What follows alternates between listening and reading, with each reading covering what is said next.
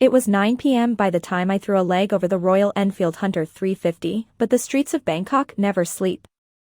Some night markets were just opening as vendors hung Belinciaga and Guci handbags from the roofs of their colorful tents. Food vendors lined every street corner, grilling chicken skewers, tossing fresh pad thai, selling dried squid jerky. From the high-rises of Sathorn Road to the Pak Kret district outside of town, the city is a full sensory experience. We were riding right through its heart. Motorcycle riding changes greatly based on location. Many U.S. riders would consider my hometown of Los Angeles a mad mix of high traffic and lane splitting. Compared to Bangkok, Los Angeles is a lakeside cruise. To survive Bangkok traffic, one must act quickly, without hesitation. Luckily, the Hunter was designed for just this type of riding. The Hunter 350 is the third bike with Royal Enfield's SOHC single-cylinder 2-valve, 349 cubic centimeters single, following the 2021 Meteor 350 and the 2022 Classic 350. The Meteor was designed to be more of a traditional cruiser model.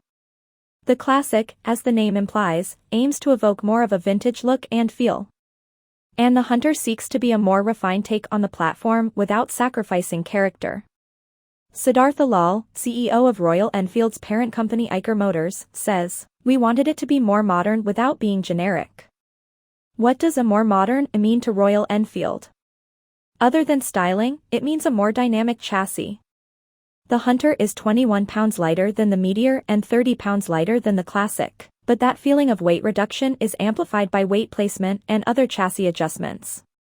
A steeper rake and shorter trail contribute to a shorter wheelbase than the previous 350 models, adding up to lighter handling.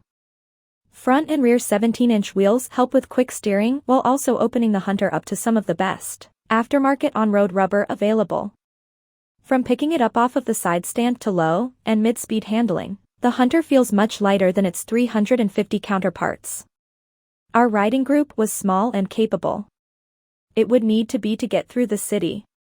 Our chins bounced from right shoulder to left, checking oncoming traffic as we pinned throttles, left the comfort of our hotel, and entered the urban jungle of Bangkok's streets.